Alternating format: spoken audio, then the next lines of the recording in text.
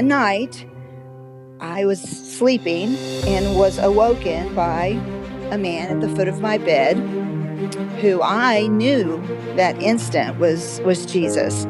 He said my name, Lynda, I want you to know I exist. This is Touched by Heaven. Everyday encounters with God, those moments when heaven and earth collide and we see God. We see His hand reaching out to us, attempting to get our attention, inviting us into a closer relationship. Here we share stories of encounter with angels, divine interventions, prophetic dreams, visions, near-death experiences, big and little God incidents. I'm your host, Trapper Jack. God's Simple Messages. That's the name of this episode. God's Simple Messages. Guideposts asked its readers, how do you know? How do you know when you're getting a message from God? Number one response, don't overthink it. When you get it, you get it. Don't overthink it. Don't overanalyze it. Go with it. If it's something that's like, you know, because you can get into this whole thing. That feeling I just got, was that God or was that just the shrimp I just ate? You know, wait a minute, I see a rainbow. That means that confirms that, or is it just because that the sun is below 33 degrees above the horizon and the water droplets are creating a prism effect upon, you know, don't overthink it. Don't overthink it. Just let God be God and take it in, and then you make that leap of faith, big or small. You make your little or big leap of faith. That happened this week. We didn't publish on Thursday morning this episode. Oh my gosh, you know how hard that is on me? I'm the on-time airline, always have been. We publish, it's waiting for you on Thursday morning. This podcast wasn't. On Wednesday, I got my information, and I'm going to start, and I felt flat. Good stories, wonderful stories. It's like this. It's just like nothing. I was feeling nothing. It's like, what is that? That's a message to me. I said way back in episode 3 that I run everything through Blessed Mother Mary. I ask her questions, and it's like I was getting flat, nothing. I wasn't getting let's go. I was getting nothing. Okay, I'll wait because I knew I had a great interview coming up on Thursday. Maybe that's the interview. And Lynda Maides, she's got some great stories, so I interview Lynda Maides on Thursday. We'll just publish a little later on Thursday. That's okay. I interview Lynda. Okay, I start editing. And you know what? Flat. Again. That night is like, what is this? What am I waiting for? That was a great interview. What are we waiting for, Mary? Flat. Nothing. How long do I have to wait? Trusting. Just trusting. This is such a little thing, but it's big to me.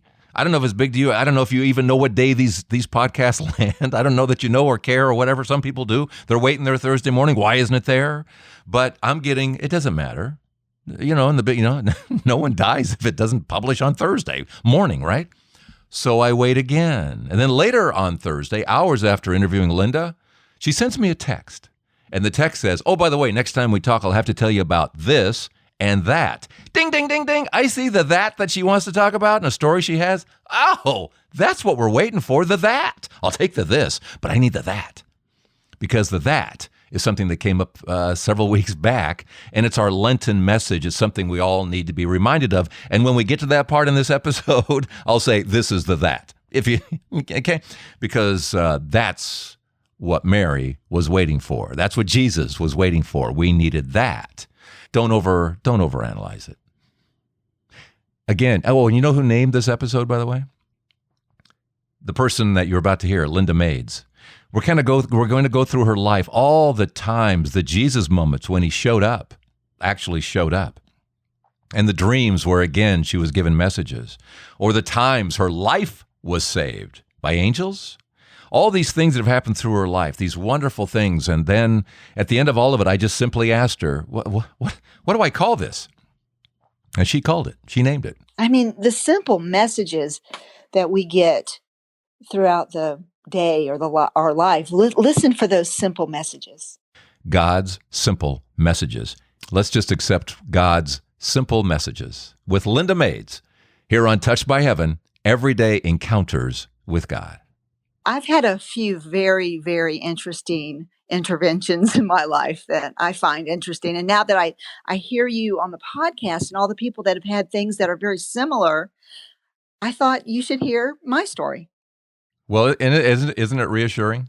Isn't it kind of neat? Oh, it's so reassuring because I feel like I am at the most enlightened, most the closest I think I've ever been to God I am right now. And why do you say that? I just feel him here. And of course, I've had a few of these dreams over the years. The early encounter with Jesus when I was a child, and then I've had two recent, very wonderful dreams that was right after my father passed away, and then the one just a few short days ago. And the one I had a few short days ago is really why I sat down and thought, I really need to write him because it was amazing. Oh, nice. So, okay, where do you want to start? You want to start there, or you want to go back at the beginning? Well, I think that the back at the beginning is really the best way to start because, my parents did not believe in organized religion. We never went to church ever. But they didn't keep me from learning. You know what I mean? They allowed me to learn. I mean, like I told you in my email, they gave me my first Bible, Easter of 1968. So I was 7 years old and I was able to read at that time very well, actually. And I still have that Bible today. But, they didn't keep me away from God or Jesus. They just didn't take me to church. I can't remember the year, but one night I was sleeping and was awoken by a man at the foot of my bed who I knew that instant was Jesus. He was dressed like Jesus would have been dressed. He had a beard. He glowed, though. There was some kind of a glow about him that brought peace to me, and like I immediately knew who he was. He sits right next to me, just right next to me. And I feel like he knew I was searching on my own. At the time, whatever the time of my life was as a child, he knew I had been searching about God and about Jesus and reading Bible stories and watching shows.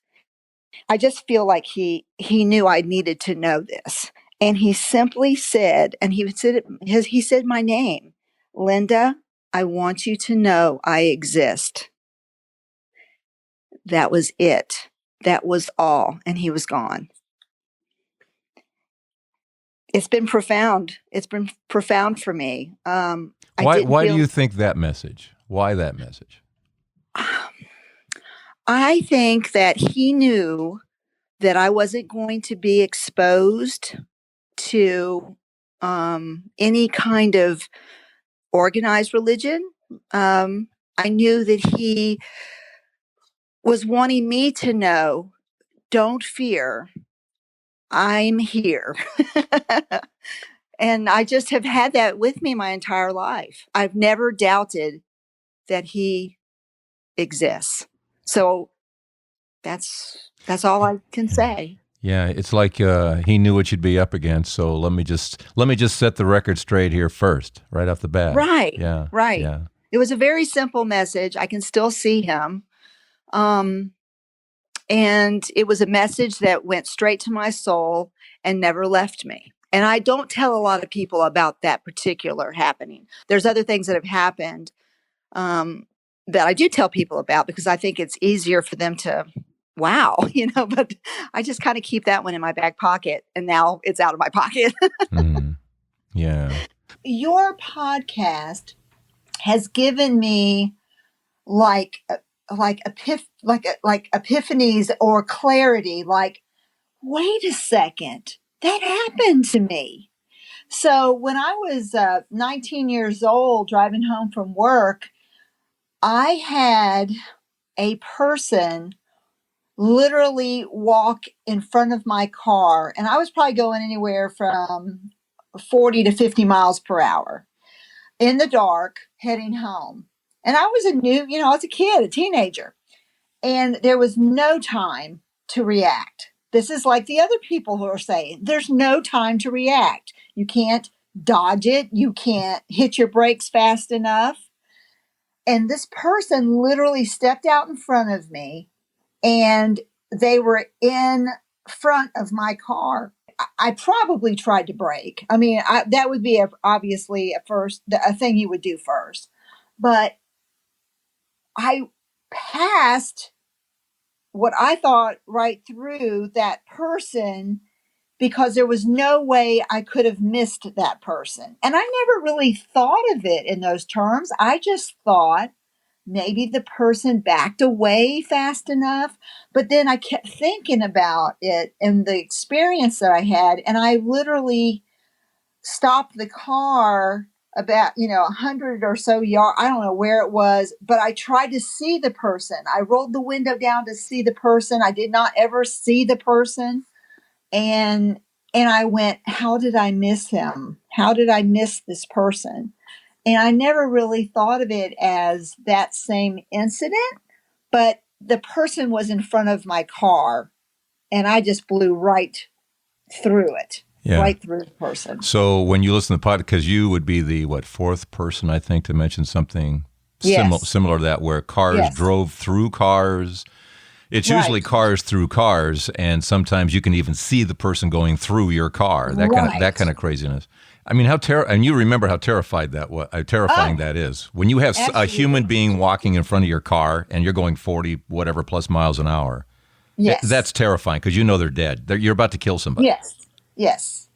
But you also indicated, angels saved your life too along the way? Yes, I've had a couple of experiences where my husband has said, Lynda, nothing like this has ever happened to me. And I said, well, maybe it has and you just didn't pick up on it. But the definite thing that happened to me was in the 80s. I was newly married and working, and it was before seatbelts were mandatory. So I was driving down the interstate heading to my job, and a booming voice that was not my dad's, it was not my husband's or anybody I knew, loudly said to me by name, Lynda, put your seat belt on now. I obeyed. I put my seatbelt on, and within a few short minutes, I was run off the road and into the median. And I will never forget the feeling of that seatbelt clicking, holding me steady in the median as I was off the road. So that one. Wow. Yeah. Well, and when you think about that moment and when it happened, you had never heard a voice like that before. No, I've never had a voice before. No. And then what? What do you do with that? At that age, what do you do with that? What do you do with that? What I do is I believe even more in the presence of a God, and that He's with us and He is here to help us.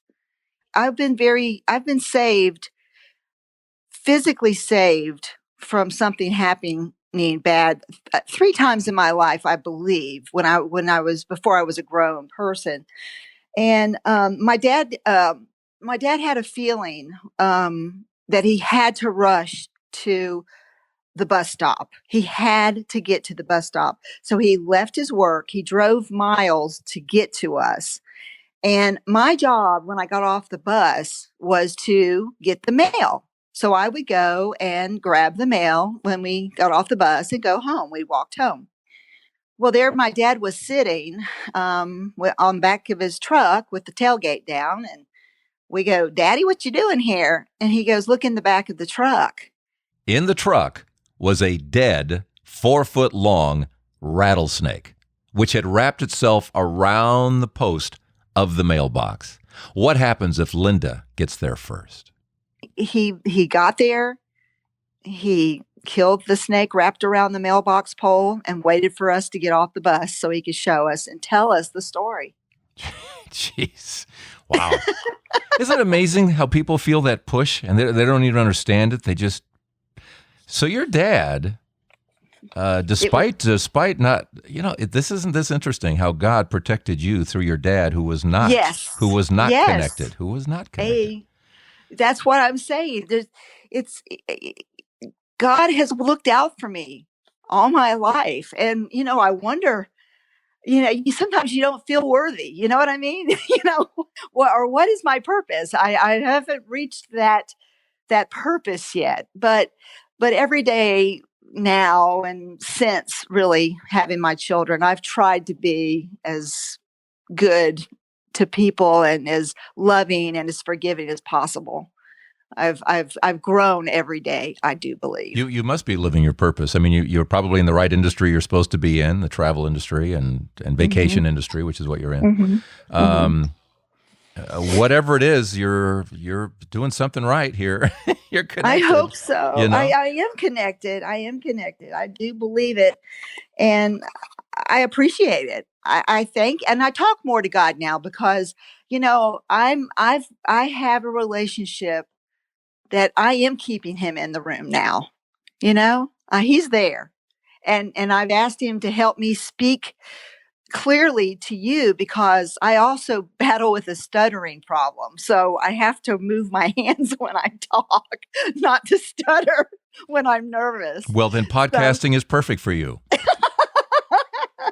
Can't see a thing. It's perfect for you. Yeah. Television, they're going to wonder what is she trying to flag down somebody? What is this? I don't know. And there was another time you felt like you were saved. What was it? Yes. Yeah. We were avid fishermen, being from South Florida originally. And I loved to ride on the bow of our boat. And we were going through the Jupiter Inlet. And it's the wakes from the Jupiter Inlet are immense because there's big vessels, small vessels going in and out of the Jupiter Inlet. And a big wake took the boat, the bow of the boat, under the water. And I literally, with my hands holding onto the railing, was underwater on the outside of the boat. And in that split second, when I realized the gravity of this, if I let go, I was going to be under the prop. I mean, I had no life jacket on. And miraculously, I felt lifted up underneath the railing, mind you, and set right back down onto the bow of the boat when we came back up. But I was outside of the boat and underwater, flailing underneath the water. And Yes. I just felt lifted up, like someone just lifted me up and set me right back down. Where you should be, on the boat.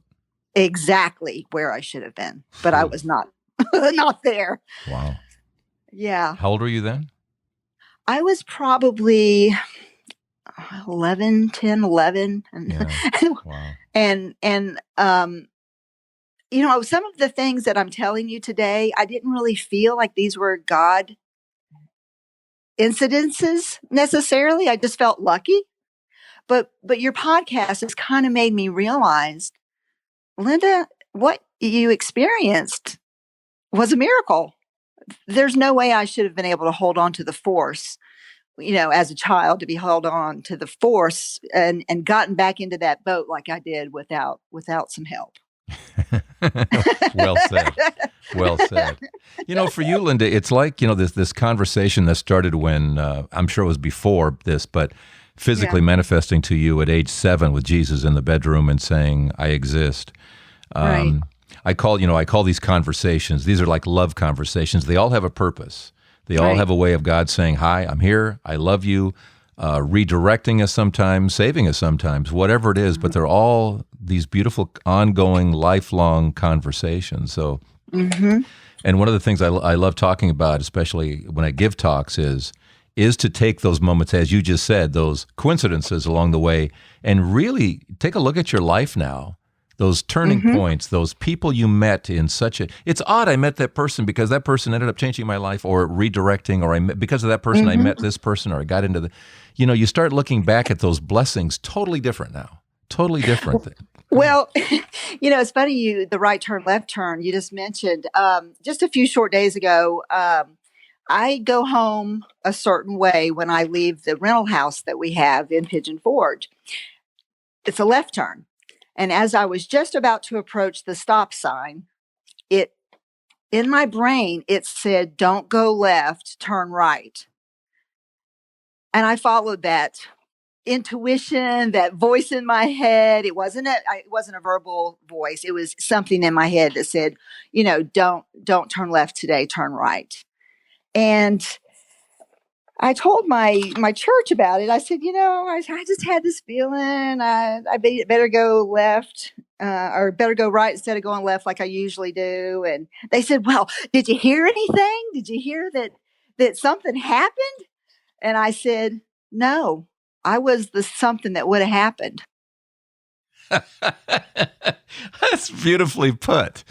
But that's how I felt. I'm the something that would have happened, whatever that was. Yeah. Where the car would have pulled out in front of you. I mean, you don't know what the thing is. Yes. Yeah.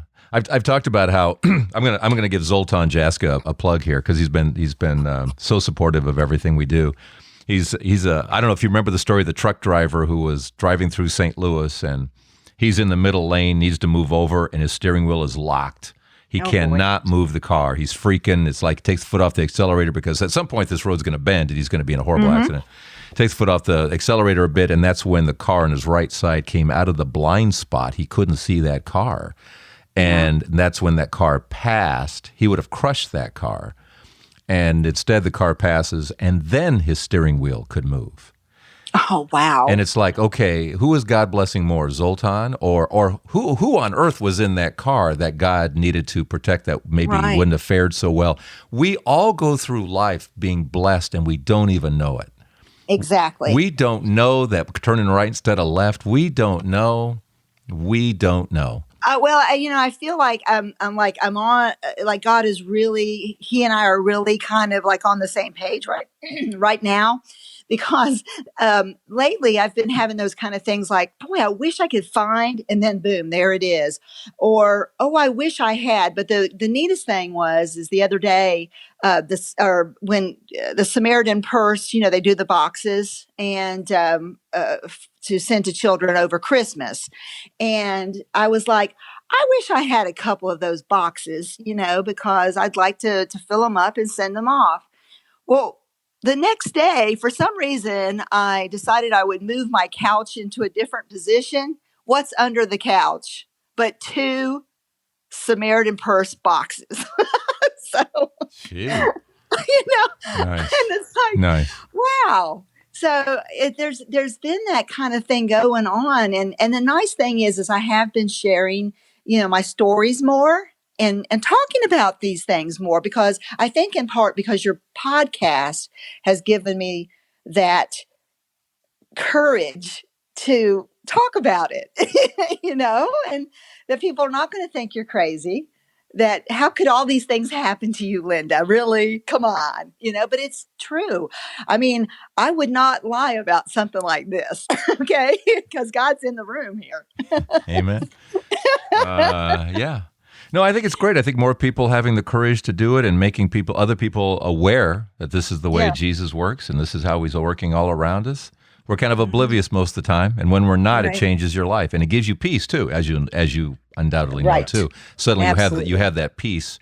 Well, I truly love how every time you say something to me, there's a segue that goes into something that I find, and the peace of all of these things really kind of, we're talking about it with my mom and the dream, especially. I think that dream of mine brought so much peace to her. The dream? The dream goes back to her father. Now, remember, mom and dad, not so connected to God, right? But God blesses us and everyone around us. So when we believe, it blesses those around us who don't believe. You have people close to you that aren't connected like you wish they were, right? It could be mom and dad. It could be a spouse. It can be your siblings. Could be your children. They're just not connected the way you want them to be, and you worry about them. You worry about them. God blesses us and everyone around us. Now, when someone passes away, we wonder, oh, now what just happened? Because they weren't as connected as I wish they were. And we need to be reminded again, God is so merciful beyond our possible comprehension. He is merciful. So let's go back now to, this is just before Lynda's dad passed away. And she's worrying about him already, right? And she knows he doesn't have that God connection. So let's go back to that moment, which leads to dreams. My father passed away about a year ago in April. And as I said, he he wasn't one to talk about God. We never talked about God. So as he was failing the last week of his life, I was compelled to figure out a time when can I talk to him about Jesus. And you know, he's there in his on his deathbed, and he was gravely ill, and he just went down very fast. And so I took the opportunity to talk to him about it. When he told me, he says, I see people in the room. There's people all around the room, standing there. And I said, Daddy, who who is that? And he said, I don't know. I really don't know. And I said, well, maybe, just maybe it's Jesus and all your friends or your guardian angels. They're here to make sure you're going to be okay and to lead you home. And I really didn't have the capacity to really know what to say or what to say. But he looks up at me and he said, angels?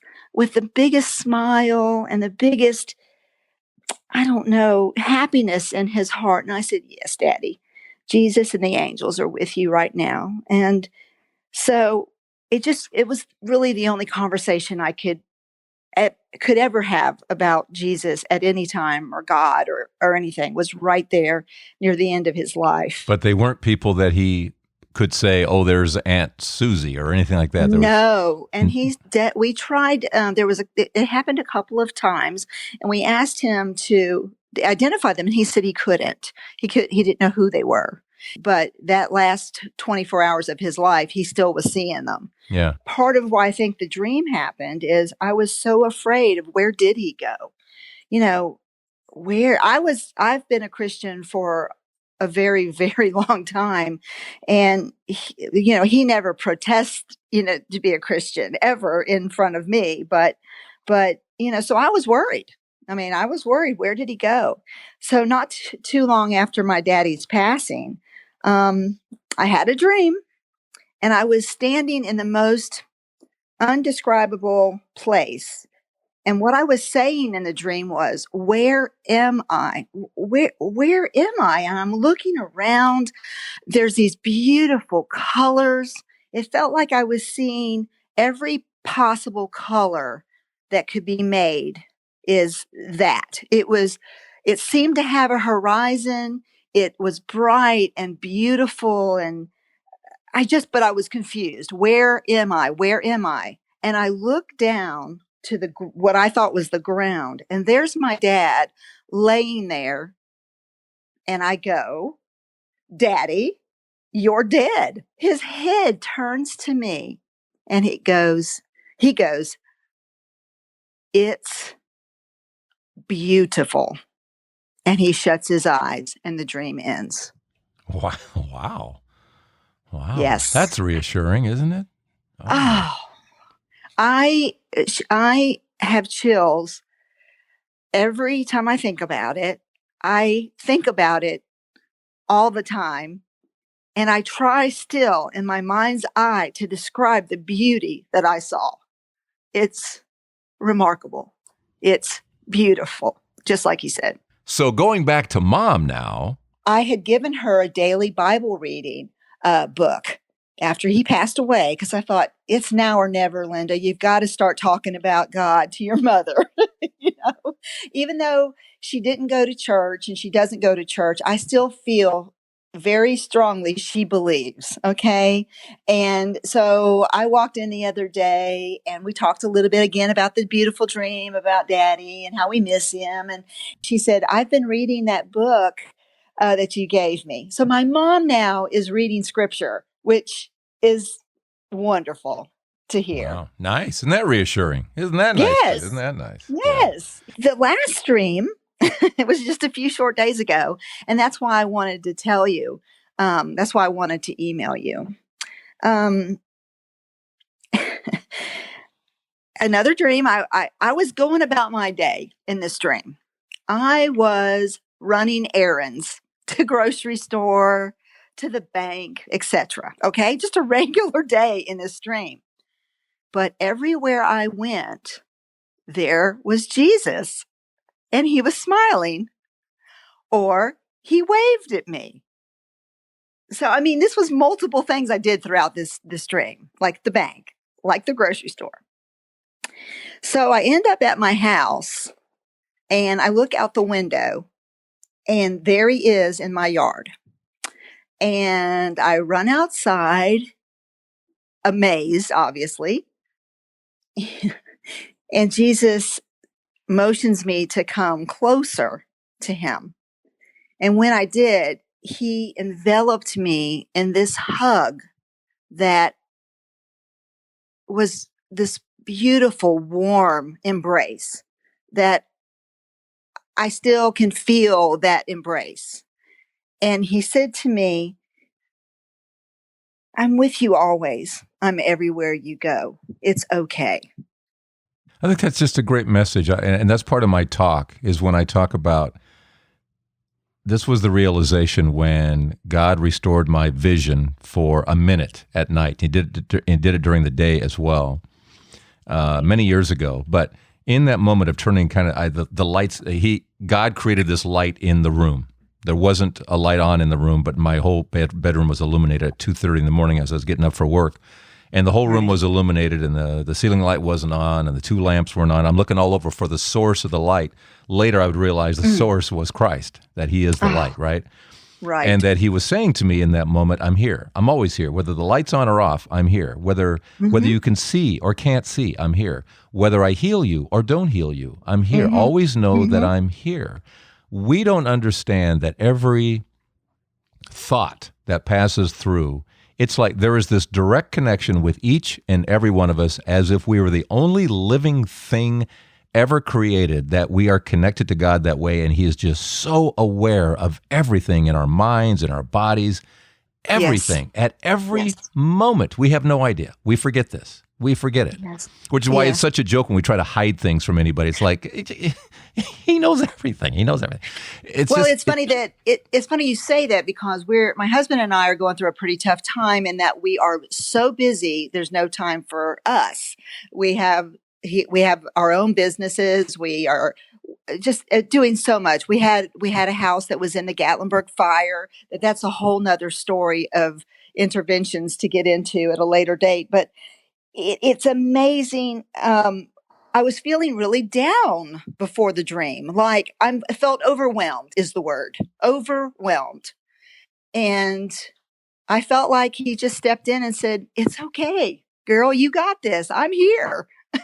Yeah, and you love your husband, and your husband loves you. Yes. And we always have seasons in our life when we can devote more attention to one thing or another, but it doesn't change the basics. It doesn't change the heart of who you are, Right. You know.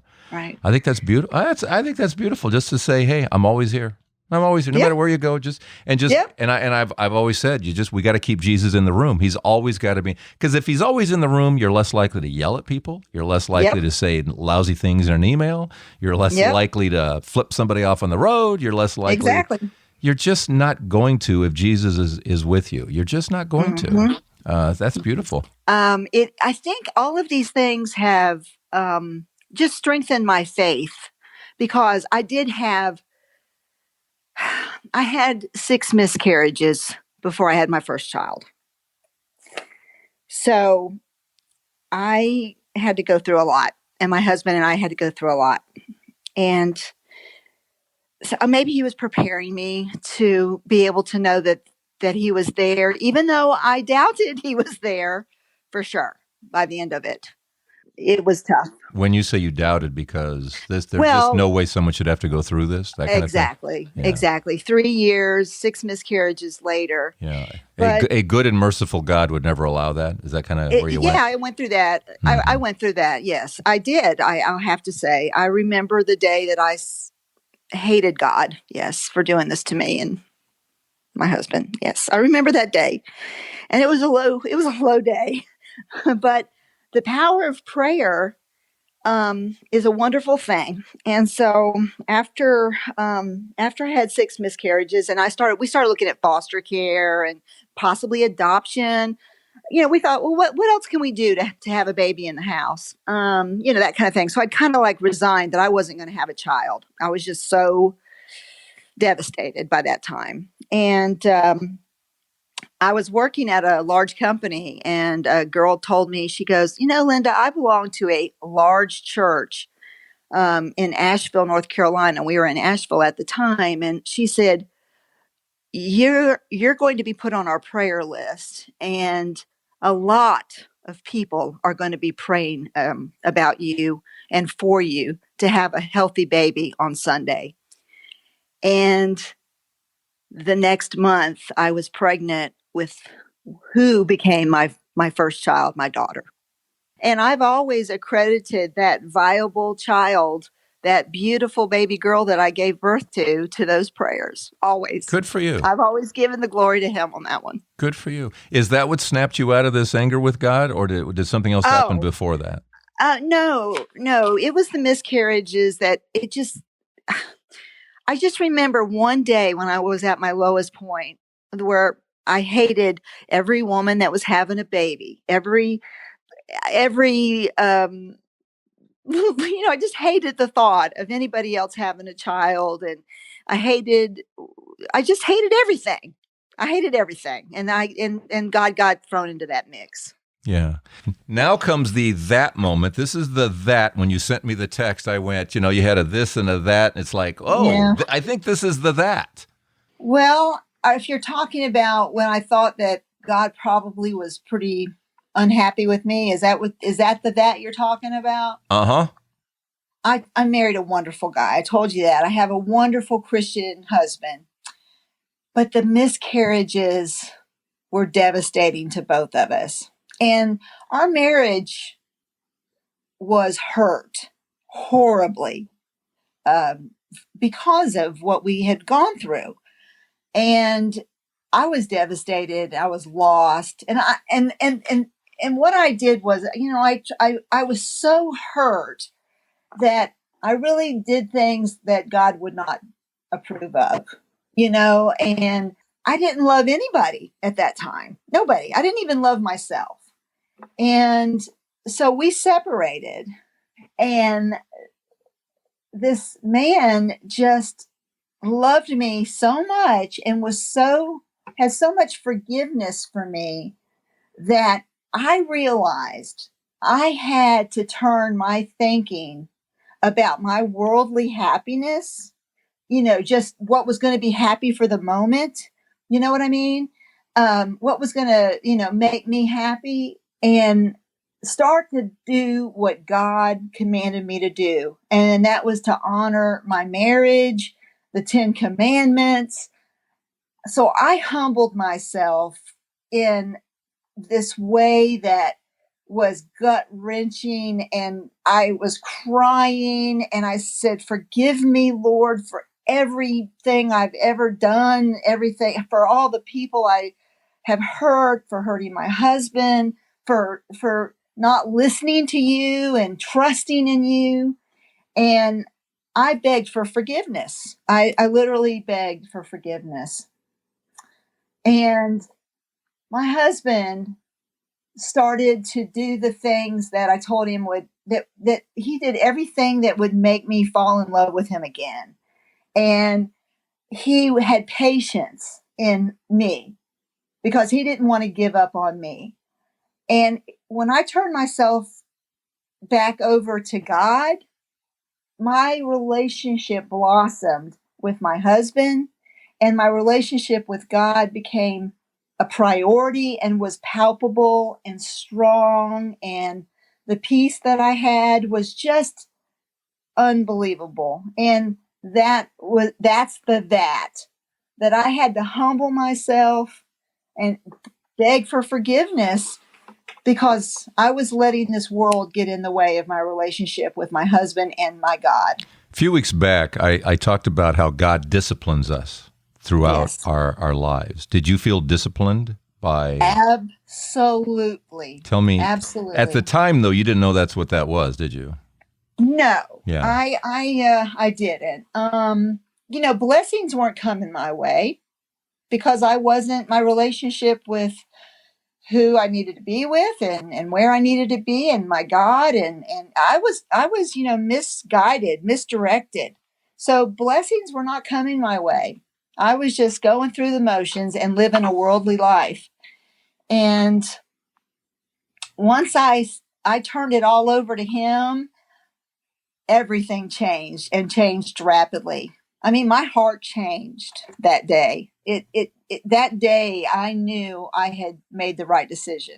This is important, Lynda. This is really important because, as I mentioned in at least one episode, St. Paul says it. We're all disciplined. Everybody that he loves, everybody that God loves is disciplined. Everybody, it says, don't treat his discipline lightly. Don't faint from his reprimand. And we don't think that way. We don't think God disciplines. We think he waits until we're dead and then he judges. No, in the moment. Right. Because he's our father. So he's going to discipline in the moment like a good father. And St. Paul says, it's not joyful. It's sorrowful. It's painful. It's a painful process, but he's training us. He's trying to make us holier is what he's trying to do. He's trying to. Exactly. But everybody has to start with, I'm sorry. We have to. We have to. Otherwise, you just get hung out. You get hung out. I heard you mention that the other day. We have to begin with sorry. And that is exactly what I did. I said, I am so sorry. I was blind. I was going down the wrong path. Please forgive me. Please help me. And my life turned around. And pretty quickly too, wasn't it? Pretty fast.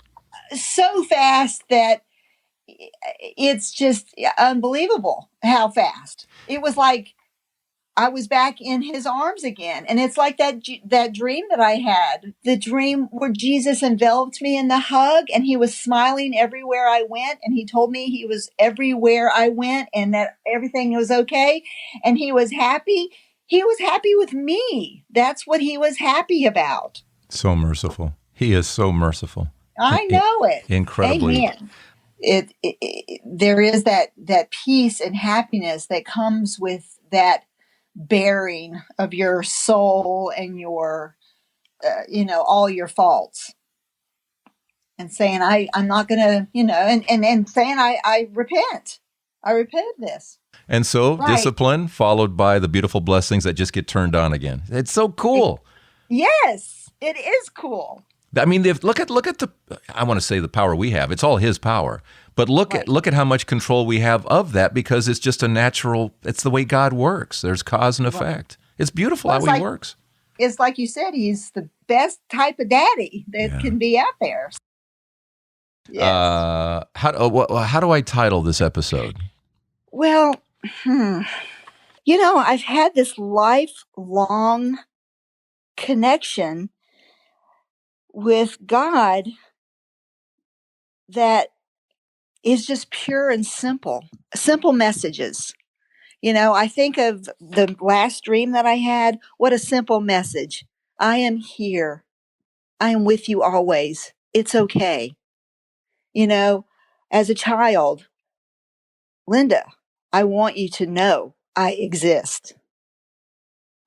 I mean, the simple messages that we get, listen for those simple messages. And the simple message is love. I love you. Here, let me show you again. Simple message. Put your seatbelt on. Simple message. Turn right. Everything I've really told you, is pretty simple messages. Get to the get to the bus stop now, Dad. There's a snake wrapped around the mailbox. I realize how fortunate I am, how loved I am. That is the simple message, Lynda. He loves us. He loves us. I've had that my entire life. Lots of love. Thank you, Lynda. Lynda Maides, Maides. Oh, and Lynda has a question for you that I failed miserably about names. Yeah. I have never heard of this, but we'll see how you do with this coming up in a moment here. But the takeaways today from this episode, it's the title, isn't it? God's simple messages. Let's not try to complicate it. And again, that huge message of repentance. It's huge. I wasn't allowed to publish. Honest to gosh, it just didn't feel right until that was added. That was missing. Repentance. Jesus said it when he walked this earth. John the Baptist, all the apostles said it. Mary in her appearances always talks about repentance. We have to start there. with the I'm sorry. So, also, if you're in the Cleveland area, more talks coming up during this Lenten season. Coming up at Holy Rosary in Little Italy. We've got St. Stanislaus in Cleveland. We have Our Lady of Guadalupe in Macedonia. Check the list. Go to this episode 51 for information here at touchedbyheaven.net. So as we wrap up, let's have one final question here from Lynda about names. This is also, I put in my notes, I have a question for Trapper. And the question is, have you ever had or heard of any people that call you by a name over and over that is not your own? Well, let's find out why you asked the question. I'm not sure where this is going, so explain. All right. So literally, and this is all my life, for as long as I can remember, people have called me Judy. It was... I mean, they see you and go, "Hey, Judy," and yes. Really? Yes. Huh. Okay. So this is how it's been. People that know me has called me Judy and go, "Why did I just say that?" Yeah, they'll say, "Why did I just say Judy? I know your name's Lynda." If I was a Julie, I could understand. But people who knew me, people on the phone, like a sales call, "Hi, is Judy in?" Of course, it stops my breath, when I hear that. People that don't know me have said, "You're Judy, right?" No. But then again, my heart rate goes up. I get chills. And I always thought, well, who's the most perfect person to ask if he's ever heard of this before? The answer is no. I have not heard of this, but I think it's so. If I said this has happened 20 times, would that be too high, too low? Has this happened to you like more than 20 times? I would say yes. Wow. I would say yes. There's got to be something. I have not heard of this. So if anybody knows of this one, everybody calls you by the same name dozens of times. Is absolutely. Now, did your mom ever consider naming you Judy? Did she say? No, not at all. That's a new one to me. I'd be curious what that's about too. Maybe somebody else has had that experience. I'd love to hear it. I'll find out this happens lots of times, and then we'll share it, on the podcast.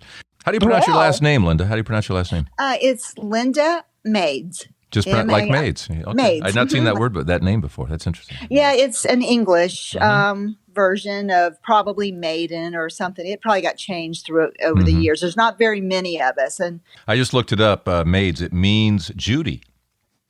No. Kidding.